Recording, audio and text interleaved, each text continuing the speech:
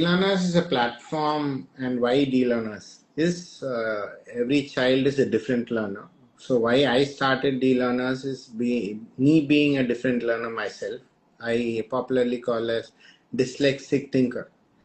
So this is an invisible disability. It's a neurological condition for each child who are regularly going to a regular school also, but still when they kind of have difficulty in reading, writing, mirror imaging. Mirror imaging is like wash to saw, saw to wash, BD reversal, and all these symptoms you kind of find in a kid, in a regular school going kid. And main complaint would be that kid is not attempting to answer papers, or the child is not copying from the board. And these are all the very common signs wherein a parent or a teacher complains of. So that is the main reason why we thought first the dyslexia, the name itself is not well known to people.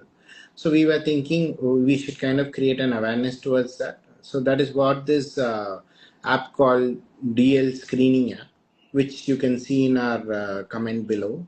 So this app will guide every parent to identify the difficulties of children, and also to guide them in the way wherein they should be guided to. Like for instance, what kind of identification should be done and what kind of intervention should be done. And this DL Screening app is a totally free app wherein everyone can use and answer a few questions, and we will connect you all, a parent, to a special educator to do a screening. Screening is a formal kind of an academic achievement test where the child is, which level the child is in. Then post which we will also guide them for remediation, which can be an online game-based remediation, or an offline special educator who is near to their house also, they can go visit. So this database we have, we can connect with the special educators online, and using this DLearners platform, the platform will facilitate children not only remedial education, we also do something called a subject-based remedial, wherein all these children can actually be bridged to the mainstream academic schools too. Yeah, thank you so much for this opportunity, and yes, I'm open for questions. I'll just take this moment to explain further what is the point wherein if a child is not able to read and write, and but are able to kind of score 30 marks in an exam. So what actually is the problem? So it's basically the child, when the child is in grade 1, 2, 3, till second standard at least, kids can mug things and answer papers. But when the child comes to third standard and above, that is the most critical time, wherein that is when the child struggles, and then the parents feels that till first standard my child was very good, but after third standard my child is actually not performing. Might be the teacher is not teaching and all those things. So let's ask parents, let's not be reactive parents, let's take a proactive step. And finding difficulties in our own children is not actually a big taboo. It should be treated as something like 10, 20, 30 years before, if a person is wearing a spectacles, it is always treated as something like it's not normal, and they call by names. So that was 30 years before, but now wearing a spectacles is also seen. It is a style by itself.